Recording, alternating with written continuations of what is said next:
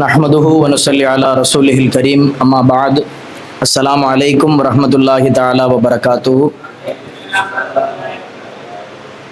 இஸ்லாமிய நாடுகளும் அதன் கலாச்சாரங்களும் என்கின்ற தலைப்பிலே தொடர்ந்து நாம் ஒவ்வொரு நாடுகளாக பார்த்து வருகிறோம். அந்த அடிப்படையில் நாம் இன்று காண இருக்கக்கூடிய நாடு என்பது நம்மில் பல நபர்கள் அப்படின்னு சொல்றதை விட எல்லாருக்குமே ஒரு முறை என்ன பண்ணணும், இந்த நாட்டுக்கு நம்ம போகணும் அப்படிங்கிற ஒரு விருப்பம் கண்டிப்பா இருக்கும். ஏனென்று சொன்னால் நாம் அங்கிருந்து கேள்விப்படக்கூடிய செய்திகள் அப்படிப்பட்டவை. அந்த செய்திகளுக்காகவே நம்ம என்ன பண்ணணும், ஒரு தடவை போய் பார்த்துட்டு வரணும் அப்படிங்கிற ஒரு எண்ணம் இருக்கும். அப்படிப்பட்ட ஒரு அழகான ஒரு டூரிசம் சம்பந்தப்பட்ட நல்ல சுற்றுலாத்தரமான ஒரு நாடு மாலத்தீவ் என்று அழைக்கப்படக்கூடிய மால்தீவ்ஸ். அதை பற்றி தான் இன்னைக்கு நம்ம பார்க்க இருக்கிறோம். உலகத்திலேயே 9வது சின்ன நாடுங்கிறது இதுதான், 9th சின்ன நாடு. இதை விட 8 நாடுகள் இன்னும் சின்ன நாடுகள் இருக்குது. இது 9th பிளேஸ்ல இருக்கு. வெறும் 298 ஸ்கொயர் கிலோமீட்டர் இருக்கக்கூடிய பரப்பளவு. இந்தியாவினுடைய அடிப்படையில் பார்த்தா டெல்லியை விட ஒரு 3 மடங்கு சின்ன இடம். டெல்லி அப்படிங்கிறதே ஒரு யூனியன் பிரதேசம், ரொம்ப சின்னது. அதை விட 3 மடங்கு சின்னது. ஆனால் நாடு, அதற்கு நாடு என்கின்ற அங்கீகாரம் உண்டு, அதற்கு என்ற ஆட்சியாளர்கள் உண்டு, அதற்கு என்று இருக்கக்கூடிய கலாச்சாரங்கள் உண்டு, அதுக்குன்னு இருக்கக்கூடிய சட்டத்திட்டங்கள் உண்டு. அப்படின்னு தனியா மாலத்தீவுக்குன்னு சில அதுக்குன்னு உண்டான பண்புகள் இருக்கு. கிட்டத்தட்ட வெறும் ஒரு 5,10,000 பேர் தான் மொத்தமா இருக்கக்கூடிய அந்த நாட்டில் வாழக்கூடிய மக்களினுடைய ஜனத்தொகையே மொத்தமே 5,10,000 பேர் தான். அங்கே 98.7% அதில் இஸ்லாமியர்கள் இருக்கிறார்கள். இந்த ஊர் என்பது இதுவும் ரொம்ப முன்னாடி காலத்திலிருந்தே இருந்தது. கிட்டத்தட்ட ஆப்பிரிக்காவினுடைய பகுதியில் இருந்தும், அதே போல் ஸ்ரீலங்காவினுடைய பகுதியில் இருந்தும், இந்தியாவில் இருந்தும் அந்த வழியாக பயணம் செய்து செல்லக்கூடிய வியாபாரிகள் அனைவர்களுமே இந்த இடத்துக்கு என்ன பண்ணுவாங்கன்னா வந்துட்டு போகக்கூடிய பழக்கம் இருந்திருக்கு. எப்பொழுதுமே அது இந்தியாவிலிருந்து ஆப்பிரிக்காவுக்கு போற வழியில தான் அது என்ன பண்ணுதுன்னா இருக்குது. அப்படி வியாபார நிமித்தமாக கடல் மார்க்கமாக செல்லக்கூடிய அத்தனை நபர்களுக்குமே இந்த தீவு என்பது பரிச்சயமானது. வந்துட்டு போவாங்க. அப்படியாக ஒவ்வொரு இடத்தில் இருந்தும் வரக்கூடிய வெவ்வேறு மதத்தவர்கள் அங்கே தங்கி இருக்கிறார்கள். அதற்குண்டான சான்றுகள் அங்கே இருக்கின்றது. அதே சமயத்தில் அபுல் பரகாத் யூசுப் அல் பர்பாரி என்கின்ற ஒரு நபர், அவர்தான் முதலில் இந்த ஊர் இருக்குது அப்படிங்கிறத பார்த்து அவர் ஒரு இஸ்லாமிய வியாபாரியாக சென்று அங்கே இஸ்லாத்தை கொண்டு போய் சேர்க்கிறார். அவர் சென்றதற்கு பிறகுதான் அப்படி அது என்ன பண்ணுதுன்னா, இவர் ஒரு பெர்ஷியன், இவர் பாரசீகத்திலிருந்து வந்தவர். அவர் போனதற்கு பிறகு அப்படி என்ன பண்ணுதுன்னா இஸ்லாம் பல்கி பெருகி அப்படி அந்த நாடே மொத்தமாவே இஸ்லாமியர்களாக மாறுகிறார்கள். 1965 ஆண்டு சுதந்திரம் அடைகிறாங்க. ஜூலை 26ஆம் தேதி. 11 நவம்பர் 1968 தன்னை ரிப்பப்ளிக்கா என்ன பண்ணிக்கிறாங்க, தங்களுடைய நாட்டுக்குண்டான அந்த குடியரசை அவர்கள் நியமித்துக் கொள்கிறார்கள். அதிலிருந்து தொடர்ந்து ஆட்சி செய்து வருகிறார்கள். அவ்வப்போது தேவைப்படக்கூடிய சட்ட மாற்றங்களை இயற்றி வாழ்ந்து வருகிறார்கள். உலகத்திலேயே 57வது இடத்துல டூரிசம்ல, சுற்றுலா தலங்கள்ல 57th பிளேஸ் மால்தீவ்ஸ். சவுத் ஏசியால ஃபர்ஸ்ட் பிளேஸ். அதுதான் சிறந்த சுற்றுலா தலம் என்பதாக சொல்லப்படுகிறது.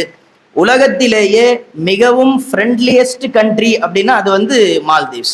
மிகவும் எல்லோரோடும் நட்புறவோடு அங்கே இருக்கக்கூடிய மனிதர்கள் ரொம்ப க்ளோஸா இருக்கக்கூடிய மனிதர்களாக இருக்கக்கூடிய கண்ட்ரியில ஃபர்ஸ்ட் கண்ட்ரியா இருக்கு.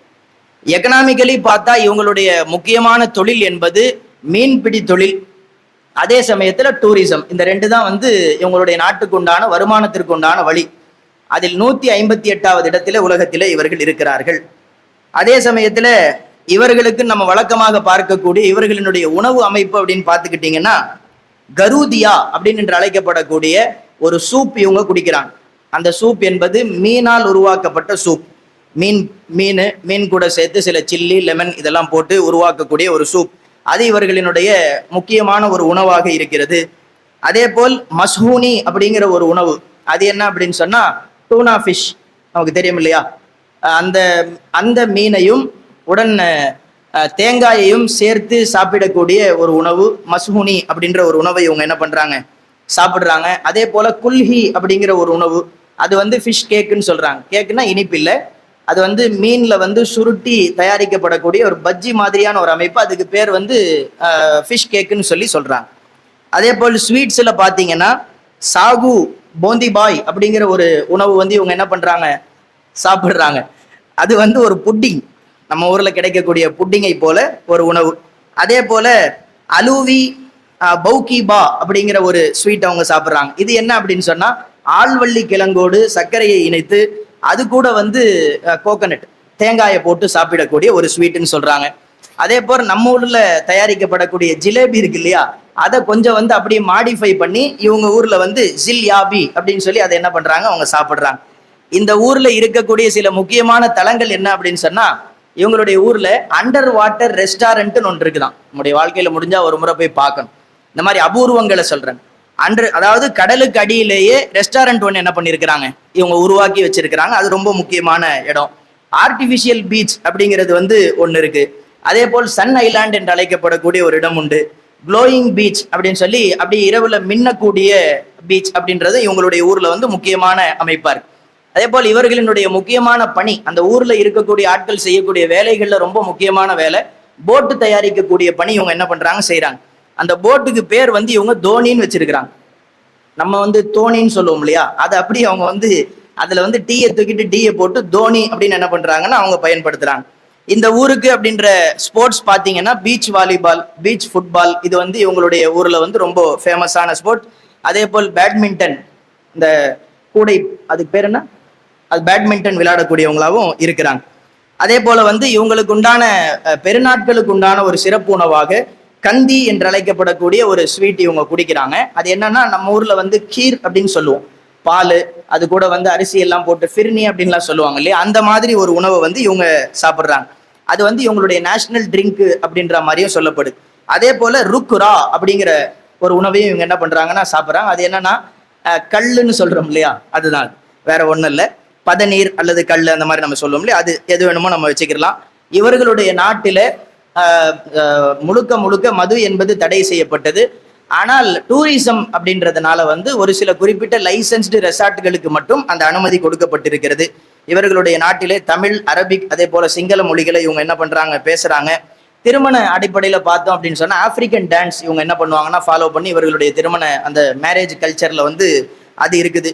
அதே சமயத்துல வந்து போடு பேரு அப்படிங்கிற இவர்களுடைய நாட்டுக்கே உரித்தான ஒரு டான்ஸை இவங்க என்ன பண்றாங்க, ஃபாலோ பண்றாங்க. இவர்களுடைய ஆடை என்பது நம்ம பேச வேண்டிய தேவையில்லை. ஏன்னா வந்து இஸ்லாமியர்களுக்கு உரித்தான அந்த ஆடைகளை இவங்க என்ன பண்றாங்கன்னா ஃபாலோ பண்ணி போய்கிட்டு இருக்காங்க.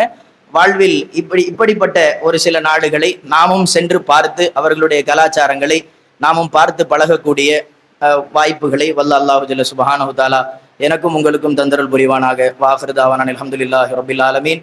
அஸ்ஸலாமு அலைக்கும் வரஹ்மத்துல்லாஹி தஆலா வபரகாத்துஹு.